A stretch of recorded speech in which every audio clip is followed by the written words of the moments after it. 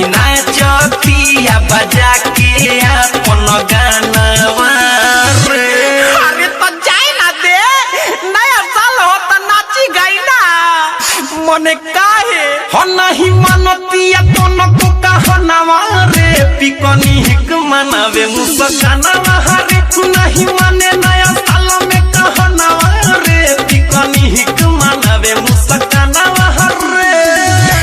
अरे तो ऊ मनावतिया तो तोर काहे फाटोता रे फाटी ना। डीजे विकास लीगा सीतामढ़ी।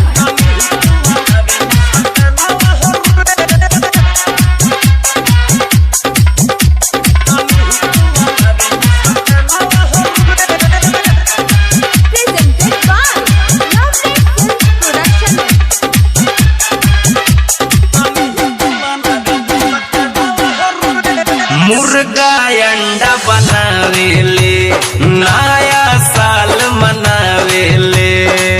अरे तो अभी मुर्गे नुआइल बा, हम जातनी खोसी लियावे ना बबी। और मुर्गा अंडा बनावेले नया साल मनावेले। दुख पाई है बात के यारवा हमके नाही बोलावेले। दिन भर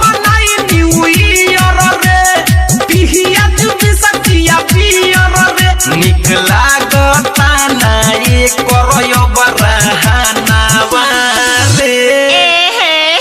ना तब को रोहनिया खराब बा का बबी रे मनाओते पार्टी देखो तनी केंग रोको तारे तोरा। तो नहीं माने माई बाबू के कहनावा रे। पिकनी हिक मनावे मुस्कानावा रे। नहीं मानतिया कोनो को कहनावा रे। पिकनी हिक मनावे मुस्कानावा रे।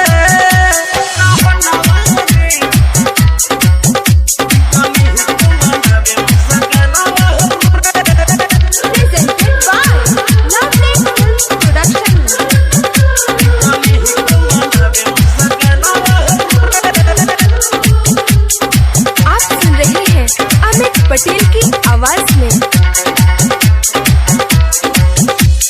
हमरा के दिहल छोड़ी रे। खात बिया भूज के गोड़ी रे। अरे दादा हो पहले हमार खून पियलस, अब मुर्गा के टंगरी खातिया।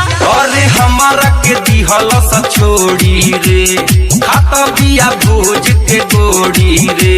न्यू ईयर में सुन रे यारवा दिल दिया देले तोड़ी रे।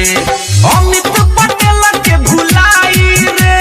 सुदिस पटेल के बोलाई रे। घर से दिया आइल पढ़े के बहानावा रे। हो तो का हो जाई मारदावा, एक दिन नु आजुआ नया साल हो एंजॉय करी फिर ओकरा बाद पढ़ई के नु बा।